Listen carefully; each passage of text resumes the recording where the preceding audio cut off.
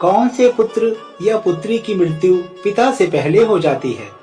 साथियों, कोई भी माँ बाप हो, वह अपनी संतान को बड़े ही लाड प्यार और संघर्ष से बड़ा करते हैं। संतान के जन्म के बाद जब कोई दंपति माँ बाप बन जाते हैं तो उनका पूरा जीवन पूरी तरह से संतान के लालन पोषण में समर्पित हो जाता है। वह संतान बाल्यावस्था पार करके जब युवावस्था में पहुंच जाती है तब माँ बाप की कुछ अभिलाषाएं होती हैं जो कि अपनी संतान से जुड़ी होती हैं। वह सोचते हैं कि अब यह उनके बुढ़ापे की लाठी बनेगा, उसका विवाह होगा और बहू आएगी, और जब उसकी संतान होगी तो वह अपने पोते पोतियों के साथ बुढ़ापे को खुशी से बिताएंगे। लेकिन दुर्भाग्यवश होता कुछ और ही है। जब किसी पिता के सामने उसके जवान पुत्र की मृत्यु हो जाती है या किसी पुत्र ने अपने माता पिता को इतना दुख दिया जितना शायद कोई शत्रु भी नहीं देता। आखिर ऐसा क्यों होता है? आइए कहानी से समझते हैं कि पिता से पहले पुत्र की मृत्यु क्यों हो जाती है। साथियों, एक समय की बात है, गुरु प्रेमानंद जी के सभी शिष्य नदी के किनारे बैठे चर्चा कर रहे थे। उनमें से कोई शिष्य प्रश्न करता तो कोई अन्य शिष्य उस प्रश्न का उत्तर देता। ज्ञान चर्चा के दौरान एक ऐसा प्रश्न खड़ा हो गया जिसे सुनकर सारे शिष्य सोच में पड़ गए। वह प्रश्न यह था कि मृत्यु लोक में कुछ पुत्रों की मृत्यु पिता से पहले क्यों हो जाती है और कुछ पुत्र माता पिता को दारुण दुख क्यों देते हैं, ऐसा क्यों होता है। साथियों, जिस पिता की आंखों के सामने ही उसके जवान पुत्र की मृत्यु हो जाए, उस पिता को कितना दुख होता होगा। होना यह चाहिए कि पहले पिता की मृत्यु हो और पुत्र ही पिता का दाह संस्कार करे, लेकिन कई बार कुछ अभागे पिता को अपने हाथ से अपने पुत्रों का अंतिम संस्कार करना पड़ता है। ऐसी स्थिति में एक पिता जीवित ही मृत्यु के समान कष्ट भोगता है। कई बार कुछ बेटे अपने माँ बाप के साथ शत्रु जैसा व्यवहार करते हैं, उन्हें मारते पीटते हैं, उनकी देख रेख नहीं करते, उन्हें तनहा छोड़ देते हैं। इससे भी एक मृत्यु के समान कष्ट होता है। साथियों, सभी शिष्यों में यह चर्चा चल रही थी। किसी के समझ में नहीं आ रहा था कि आखिर ऐसा क्यों होता है। विषय बहुत ही महत्वपूर्ण था। तभी गुरुजी महाराज वहां उपस्थित होते हैं। सभी शिष्य बड़े हर्ष के साथ गुरुजी को प्रणाम करते हैं। गुरुजी कहने लगते हैं, शिष्यों, आखिर आपके बीच में किस बात पर चर्चा चल रही है, किस बात को लेकर आप इतनी उलझन में हैं। तब उनमें से एक शिष्य खड़े होकर कहता है, गुरुजी महाराज, हम यह जानना चाहते हैं कि हमारे बीच में आज का जो संवाद है वह यह है कि पिता से पहले पुत्र की मृत्यु आखिर क्यों हो जाती है। अब शिष्यों को ज्ञात था कि उनकी इस दुविधा का आज अंत हो जाएगा। कथा सुनने से पहले मेरा आपसे एक निवेदन है, कृपया कथा को शुरू से अंत तक सुनें और उसके बाद वीडियो को लाइक करें और चैनल को सब्सक्राइब भी जरूर करें।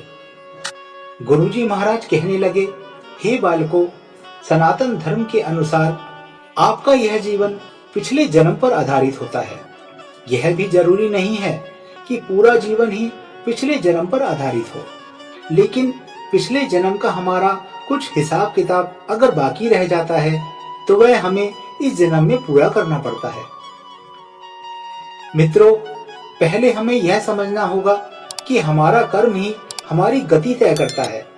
आपके द्वारा किया गया कर्म ही आपके भविष्य को निर्धारित करता है। गुरुजी कहते हैं, शिष्यों, कर्म 4 प्रकार के होते हैं। संख्या 1 संचित कर्म, संख्या 2 प्रारब्ध कर्म, संख्या 3 आगामी कर्म और संख्या 4 वर्तमान कर्म। इन चारों कर्मों का अलग अलग फल होता है। इसमें से जो संचित कर्म होते हैं वह हमारे अगले जन्म में हमारे साथ रहते हैं। उन्हीं कर्मों का फल हमें कभी कभी दुख और सुख के रूप में भोगना पड़ता है। मृत्यु के बाद यह भौतिक शरीर तो नष्ट हो जाता है, लेकिन जो सूक्ष्म शरीर होता है वह जन्म जन्मांतर तक आत्मा के साथ जुड़ा रहता है। हमारे जितने भी सगे संबंधी होते हैं वह सभी किसी न किसी कारण हमारे साथ आते हैं, कभी किसी जन्म में, कभी किसी जन्म में। वह सब हमारे कर्म का हिसाब चुकाने के लिए अलग अलग रूपों में आते रहते हैं। गुरु जी की बात सुनकर समस्त शिष्य कहने लगे, हे गुरु महाराज, आपकी यह बात हमारी समझ से परे है, थोड़ा और सरल भाषा में समझाइए। तब गुरु जी कहते हैं, शिष्यों ध्यान से सुनिए, मैं तुम्हें एक अद्भुत और रहस्यमय कथा सुनाता हूँ। इस कथा के माध्यम से आपको यह जवाब मिल जाएगा कि पुत्र की मृत्यु पिता से पहले क्यों हो जाती है। साथियों, सभी शिष्य चुपचाप बैठ जाते हैं और गुरु महाराज कथा सुनाना आरंभ करते हैं। वह कहने लगे, एक गांव में एक किसान रहता था। उसके परिवार में उसकी पत्नी और एक लड़का था। कुछ सालों के बाद किसान की पत्नी की मृत्यु हो जाती है। जिस समय किसान की पत्नी की मृत्यु हुई थी, उस समय लड़के की उम्र मात्र 10 साल की थी। तब किसान ने अपनी दूसरी शादी कर ली। उसके बाद किसान की दूसरी पत्नी से भी एक पुत्र पैदा होता है। मित्रों, संयोगवश किसान की दूसरी पत्नी की भी मृत्यु हो जाती है। तब किसान अपने दोनों बेटों के साथ अकेला रह जाता है। गुरुजी कहते हैं, शिष्यों, कुछ समय बाद किसान का जो बड़ा बेटा था, जो पहली पत्नी से पैदा हुआ था, जब वह विवाह योग्य हो जाता है तो किसान ने बड़ी धूमधाम से अपने बड़े बेटे का विवाह कर दिया। शिष्यों, धीरे धीरे कुछ समय बाद किसान बीमार पड़ जाता है। बीमारी के चलते उसकी हालत बहुत ज्यादा खराब हो जाती है और एक दिन उसकी भी मृत्यु हो जाती है।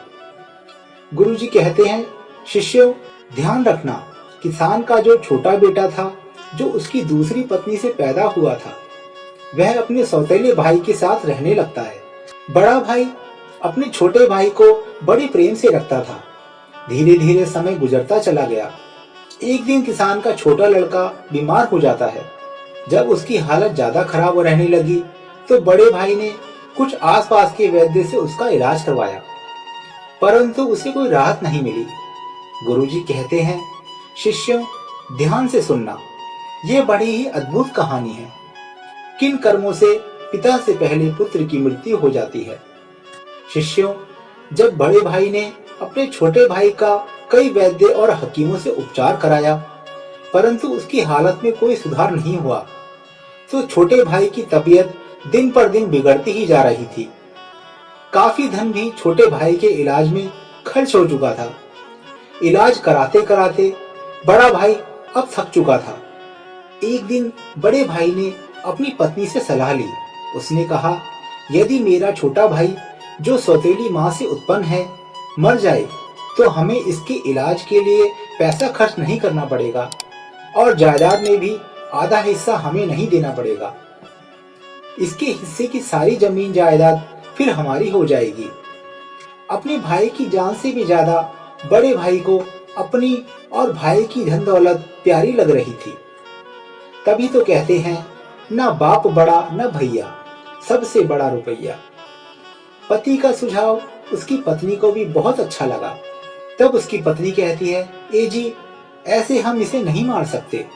यदि इसे मार दिया तो लोग समझेंगे कि हमने लालचवश इसे मार डाला। क्यों ना हम यह काम किसी वैद्य से करवाएं। आप जाओ और किसी वैद्य को लालच देकर उससे कहो कि इसे दवा के बदले जहर देकर मार दे। इससे किसी को पता भी नहीं चलेगा और कोई रिश्तेदार भी हम पर शक नहीं करेगा। सब लोग कहेंगे कि यह बीमार था, इसलिए बीमारी से मृत्यु हो गई। बड़े भाई ने पत्नी की बात मान ली और मन में विचार करने लगा कि किससे बात की जाए ताकि हमारा काम बन जाए। गुरुजी कहते हैं, शिष्यों, बड़े भाई ने ऐसा ही किया। उसे एक निकट का घनिष्ठ वैद्य मिल गया। वह वैद्य पैसे का बड़ा ही लालची था। जब बड़े भाई ने उस वैद्य से बातचीत की तो उसे अपने छोटे भाई को जहर देकर मरवाना है, तो वैद्य भी पहले तो हिचकिचा गया, लेकिन जब किसान के बड़े बेटे ने वैद्य को 1000 मुद्राओं का लालच दिया तो वैद्य यह काम करने को राजी हो जाता है। गुरुजी कहते हैं, शिष्यों, उसका छोटा भाई बीमार तो रहता ही था। वह वैद्य उसका उपचार करने के बहाने से उसे देखने के लिए आता है। और इलाज करने के बहाने उसे जहर देकर चला जाता है। जहर के प्रभाव से तत्काल ही उसकी मृत्यु हो जाती है। अपने छोटे भाई की मृत्यु पर वे दोनों पति पत्नी बहुत खुशी मनाते हैं। वे सोचने लगे, अब तो रास्ते का कांटा निकल गया। अपने छोटे भाई की मृत्यु पर वे दोनों पति पत्नी बहुत खुशी मनाते हैं। वे सोचने लगे, अब तो रास्ते का कांटा निकल गया। इसके हिस्से की सारी जमीन जायदाद पर अब हमारा अधिकार हो गया है। वे दोनों बहुत प्रसन्न होते हैं। गुरुजी कहते हैं, शिष्यों, याद रखना, जो खुशी दूसरे के दुख की बुनियाद पर बनाई होती है, जो धन दूसरे को तकलीफ देकर कमाया जाता है, वह धन कभी आपको सुख नहीं दे सकता। जो लोग दुख देकर सुख पाने की कामना करने वाले होते हैं, उनके यहाँ एक दिन महाभयानक दुख आता है। गुरुजी कहते हैं, शिष्यों, इस प्रकार बड़े भाई ने अपने छोटे भाई को मार डाला और उसकी सारी धन संपत्ति पर अपना अधिकार जमा लिया। किसी रिश्तेदार को भी इस बात पर संदेह नहीं हुआ। रिश्तेदार तो यह सोच रहे थे कि यह कितना अच्छा भाई है, अपने सौतेले भाई का कितना उपचार कराया, कितनी देखभाल की, कितनी सेवा की, पर बेचारा उसे बचा नहीं सका। क्या करता, रोग ही ऐसा असाध्य था। बेचारे की मृत्यु हो गई। दुनिया वालों को क्या पता था कि वह मरा नहीं बल्कि उसे मारा गया है। बड़ा भाई पूरे विधि विधान से उसका अंतिम संस्कार भी कर देता है। धीरे धीरे समय बीतने लगा। फिर गुरुजी कहते हैं, शिष्यों, कुछ महीनों के पश्चात उस किसान के बड़े लड़के की पत्नी को एक लड़का पैदा होता है। बेटे की खुशी में दोनों पति पत्नी बहुत प्रसन्न होते हैं। बड़ी धूमधाम से उस लड़के का जन्मदिन मनाया जाता है। पूरे नगर में मिठाइयां बांटी जाती हैं और वे बड़े ही लाड प्यार से अपने उस पुत्र का पालन पोषण करने में लग जाते हैं। कुछ वर्षों में वह लड़का जवान हो जाता है। उन्होंने अपने लड़के की एक सुंदर सी कन्या को देखकर उसकी शादी कर दी। बड़ी धूमधाम से किसान ने अपने बड़े बेटे का विवाह किया। बेटे की शादी में खूब धन खर्च किया। बेटे की बहू जब घर में आ जाती है, जब उसकी शादी हो गई, तो वह लड़का कुछ दिनों के बाद अचानक से बीमार रहने लगा। माँ बाप ने उसके इलाज के लिए बहुत से वैद्य को बुलाया, बड़े बड़े डॉक्टरों को बुलाया और उसका इलाज कराने लगे। जिसने जितना पैसा मांगा उसे उतना पैसा दिया गया। सब कुछ दिया ताकि लड़का ठीक हो जाए। गुरुजी कहते हैं, शिष्यों, अपने लड़के के इलाज में अपनी आधी संपत्ति तक बेच डाली ताकि लड़का बीमारी से ठीक हो जाए। परंतु कहते हैं, बालकों, जिसका जितना कर्ज होता है वह अवश्य चुकाना पड़ता है, चाहे कोई कैसे भी चुकाए। उस लड़के की दिन प्रतिदिन तबीयत खराब होती चली जा रही थी। लड़का बीमारी के कारण मरने की कगार पर आ गया। शरीर बहुत कमजोर हो गया था। मात्र अस्थि पंजर शेष बच गए थे। लड़के को चारपाई पर लटा रखा था और उसका पिता अपने कुछ रिश्तेदारों के साथ और अपनी पत्नी के साथ अपने पुत्र की दयनीय हालत देखकर दुखी होकर उसकी तरफ देख रहा था। अपने रिश्तेदारों से कह रहा था, यह क्या हुआ? मेरा एकलौता पुत्र है। भगवान ने मुझे किस पाप की सजा दी है? उसी समय वह लड़का बोल उठा। उसने अपने पिता से कहा, भाई, अपना हिसाब साफ हो गया है। बस अब कफन और लकड़ी का हिसाब बाकी है, उसकी तैयारी कर लो। यह सुनकर उसके पिता ने सोचा कि लगता है बीमारी के कारण लड़के का भी दिमाग ठीक से काम नहीं कर रहा है। देखो ना, मैं इसका बाप हूँ और यह मुझे भाई कहकर बुला रहा है। तब लड़का कहता है, नहीं भाई, आप मेरे बाप इस जन्म में हो, मैं तुम्हारा पिछले जन्म का भाई हूँ। याद कीजिए, ये सभी रिश्तेदार बैठे हुए हैं। मैं तुम्हारा छोटा भाई हूँ, तुम्हारी सौतेली माँ का बेटा, तुम्हारा छोटा भाई, जिसके लिए तुमने मुझे जहर देकर मरवाया था। अब वही संपत्ति बिककर मेरे इलाज में लग चुकी है। तुम्हारे ऊपर मेरा जो धन बचा था वह मैं धीरे धीरे अपने इलाज में लगवा चुका हूँ। गुरुजी कहते हैं, शिष्यों, यह सुनते ही उसका पिता एकदम से फूट फूट कर रोने लगता है और कहता है, हाय, मेरे कुल का तो नाश हो गया। हाय, मैंने यह क्या किया? जो किया था वह मेरे सामने आ गया। पर भाई, मुझे यह तो बता दो, मैंने जो किया था वह तो मुझे देखने को मिल गया। पर एक बात मेरी समझ में नहीं आती है, इसमें तेरी पत्नी का क्या दोष है? जो बेचारी ब्याह कर तेरे साथ आई है, यह तो निर्दोष है, अब इसको जिंदा जलाया जाएगा। गुरुजी कहते हैं, शिष्यों, उस समय सती प्रथा चलती थी, जिसमें पति के मरने के बाद पत्नी को पति की चिता पर जिंदा जलाया जाता था। तब वह लड़का कहने लगता है, भाई आप मेरी बात ध्यान से सुनो, सभी बैठे हुए रिश्तेदार और तुम सब मेरी बात ध्यान से सुनो। तुमने वैद्य को मेरे इलाज के लिए बुलवाया था। उस वैद्य को तुमने कुछ पैसों का लालच दिया था और उसने मुझे जहर दे दिया था। जो पैसों के कारण किसी को मारता है, उसे भी उसका फल भोगना ही पड़ता है। गुरुजी कहते हैं, शिष्यों, वह लड़का कह रहा था कि जिस वैद्य ने मुझे जहर खिलाया था, तुम्हें उसका क्या पता है? तब उसके पिता ने कहा, हाँ बेटा, मुझे पता है। आपकी मौत के 3 साल बाद वह वैद्य भी मर गया था। लड़के ने कहा, वही वैद्य अब पत्नी के रूप में मेरे घर में आया है। मेरे मरने पर अब इसे जिंदा जलाया जाएगा। इसे भी इसके कर्म का फल अवश्य भोगना पड़ेगा। हमारे जीवन में आने वाले पात्र और प्रत्येक घटनाएं हमारे ही कर्मों की उपज होती है। हम जैसा बोते हैं वैसा ही हमें काटने को मिलता है। आज नहीं तो कल हमें हमारे कर्मों का फल जरूर मिलेगा। जीवन के हर कठिन प्रश्न का जीवन से ही हल मिलता है। जितना गहरा कुआं होगा उतना ही मीठा जल मिलेगा।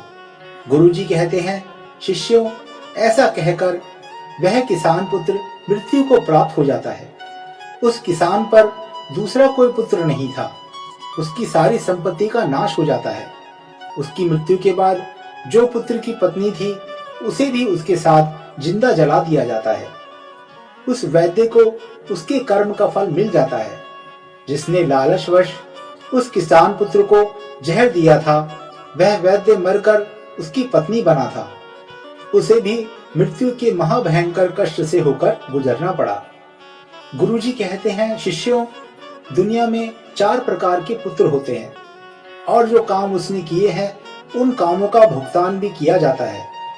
यह बात सुनकर शिष्य कहने लगे, इस प्रकार के पुत्र कौन से होते हैं? गुरुजी कहते हैं, शिष्यों, शास्त्रों में 4 प्रकार के पुत्र बताए गए हैं। पहला पुत्र होता है रणबंध, दूसरा पुत्र होता है शत्रुपुत्र, तीसरा पुत्र होता है उदासीन और चौथा पुत्र होता है सेवक। ध्यान रखिए, जो पहले 2 पुत्र हैं, रणबंध पुत्र और शत्रुपुत्र, ये दोनों पुत्र आपके कर्मों के अनुसार ही आपके घर में जन्म लेते हैं। इनकी मृत्यु पिता से पहले हो जाती है। अगर किसी पुत्र की मृत्यु पिता से पहले हो जाए तो समझ लेना कि वह रणबंध और शत्रुपुत्र पैदा हुआ है। प्रचलित मान्यताओं के अनुसार यदि आपने अपने पूर्व जन्म में किसी को किसी प्रकार का दारुण दुख पहुंचाया है और वह व्यक्ति आपसे किसी तरह का बदला लेना चाहता है, लेकिन वह किसी कारणवश बदला नहीं ले पाया क्योंकि वह कमजोर था और वह इसी तरह तड़प तड़प कर मर जाता है, तो निश्चित मानिए वह व्यक्ति इस जन्म में आपका पुत्र बनकर लौटेगा। फिर वह अपना बदला जरूर लेगा और आपको अपने ही पुत्र की मृत्यु देखनी पड़ेगी। जरा सोचिए, अगर किसी के सामने उसके पुत्र की मृत्यु हो जाए तो उस पिता को कितना असहनीय दुख होता होगा। इसका मतलब यह होता है कि यदि आपका पुत्र आपको मृत्यु तुल्य कष्ट दे रहा है तो समझ लेना कि वह आपके पिछले जन्म का शत्रु हो सकता है या वह व्यक्ति हो सकता है जिसे आपने कभी मृत्यु तुल्य कष्ट दिया होगा। ऐसी संतान आपके जीवन को हर तरह से कष्टों से भर देती है और आपका जीवन नरक बना देती है। ऐसी संतान आपको मारती है, सताती है, आपकी धन संपत्ति को कुकर्म के माध्यम से बर्बाद कर देती है और एक दिन आपको भीख मांगने पर मजबूर कर देती है। तो शिष्यों, इस तरह से पिता से पहले वही 2 पुत्र मरते हैं जो रणबंध होते हैं और जो शत्रु पुत्र होते हैं। वह अपने कर्मों का लेखा जोखा पूरा करने के लिए किसी के यहाँ आकर जन्म धारण करते हैं। भगवान श्री कृष्ण ने अर्जुन से गीता में स्पष्ट कहा है, हे अर्जुन, इस संसार में जितने रिश्ते नाते हैं वह सभी पिछले कर्मों के अनुसार प्राप्त होते हैं। इस महाभारत में जितने भी तुम्हें तुम्हारे सगे संबंधी दिखाई दे रहे हैं, यह सभी तुम्हारे और इनके पिता का लेखा जोखा है। हे अर्जुन, तुमने पूर्व जन्म में जब तुम धर्म के पुत्र थे और मैं तुम्हारा बड़ा भाई नारायण था और तुम मेरे अनुज थे, उस समय तुमने इस दुर्योधन का पराजित किया था। उस समय दुर्योधन ने हार का बदला लेने के लिए यह प्रतिज्ञा कर रखी थी कि हे अर्जुन, मेरे सामने जब भी तू आएगा तब मैं तुझसे बदला लूंगा। हे अर्जुन, प्राणी को अपने कर्म का फल भोगना पड़ता है। जिसका जिस पर कर्जा होता है वह उसको 100 जन्मों के बाद भी चुकाना पड़ता है। यही बात भगवान श्री कृष्ण ने पितामह भीष्म से कही थी। यह बात महाभारत काल की है। महाभारत का भीष्म युद्ध समाप्त हो चुका था।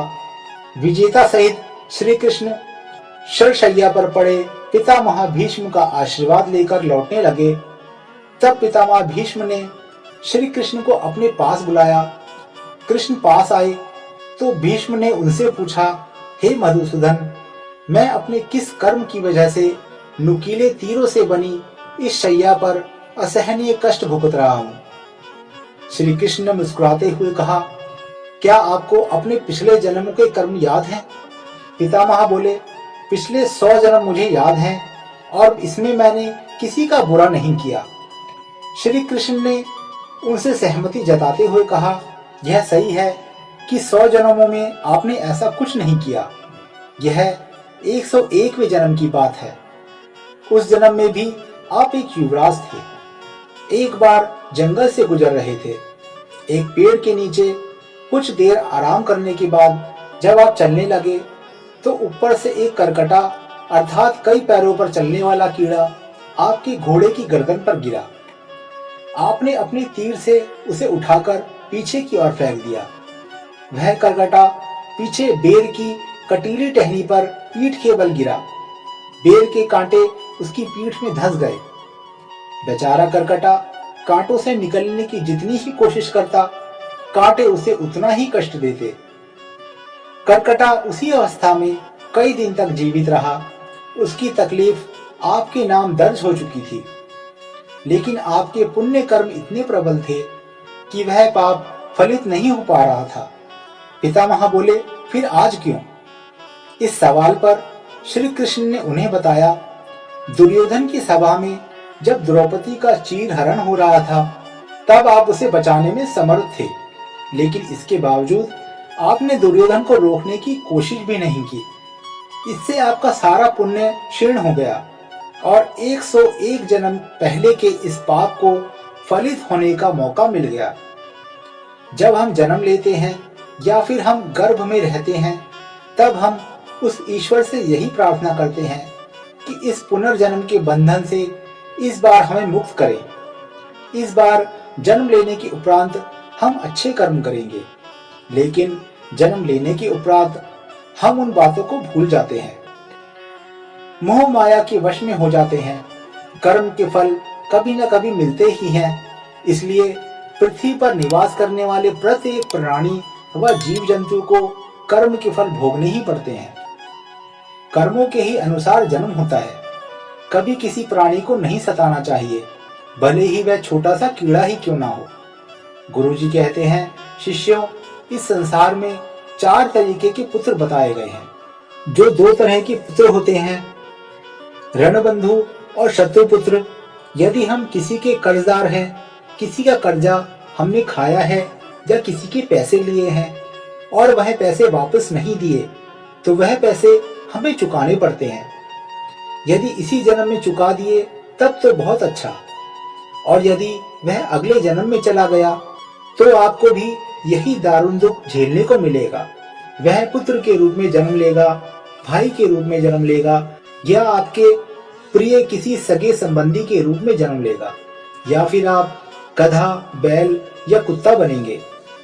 आप उन पैसों को चुकाएंगे, आपको कर्ज तो जरूर चुकाना पड़ेगा। यही शाश्वत विधान है, यही प्रकृति का नियम है। हर क्रिया की प्रतिक्रिया होती है। जो दूसरी प्रकार का पुत्र होता है, शत्रु पुत्र, वह भी आपसे बदला नहीं छोड़ेगा। यदि आपके पास कोई गरीब या कमजोर व्यक्ति है और आप ताकतवर होकर उसे मृत्यु जैसी यातनाएं दे रहे हैं, तो यह यातना उसकी आत्मा सहेगी। वह भी मौका मिलने पर आपको उतनी ही भयंकर यातनाएं देगा और आप उस यातनाओं से आहत हो जाएंगे। चाहे वह पुत्र के रूप में हो, पिता के रूप में हो या पत्नी के रूप में। इस प्रकार से दो प्रकार के पुत्रों की मृत्यु पिता से पहले हो जाती है। बाकी दो प्रकार के पुत्र, उदासीन और सेवक, की मृत्यु पिता के बाद होती है। यह पुत्र आपकी सेवा करते हैं क्योंकि आपने पिछले जन्म में अच्छे कर्म किए होते हैं। इस प्रकार पिता को पुत्रों की मृत्यु नहीं देखनी पड़ती। हमें हमेशा ध्यान रखना चाहिए कि किसी भी प्रकार का कुछ भी उधार या उपकार ना लें। यदि लें तो उसे वापस कर दें। दूसरी बात, किसी को इतना परेशान नहीं करना चाहिए कि वह हमसे कमजोर है और हम उसे मृत्यु जैसी यातनाएं दे रहे हैं। वह भी मौका मिलते ही आपसे अपना हिसाब किताब जरूर चुकाएगा। अब आप समझ गए होंगे कि कौन से पुत्रों की मृत्यु पिता से पहले हो जाती है और कौन से पुत्र माता पिता को कष्ट देने के लिए आते हैं। सीधी बात है, यदि हम किसी के साथ उपकार करते हैं, मुसीबत में उसकी मदद करते हैं और गरीबी में धन से सहायता करते हैं, तो आप अपने प्रिय मित्रों की संख्या बढ़ा रहे हैं। यह मित्र मुश्किल वक्त में आपके साथ खड़े होंगे और यदि हम किसी के साथ बुरा करते हैं तो शत्रुओं की संख्या बढ़ाते हैं। यह शत्रु आज नहीं तो कल किसी न किसी रूप में हमें चुकाना ही पड़ता है। वीडियो अगर पसंद आया हो तो वीडियो को लाइक करें और हमारे चैनल धर्म संग्रह को सब्सक्राइब करें। कमेंट बॉक्स में जय श्री कृष्ण अवश्य लिखें। धन्यवाद।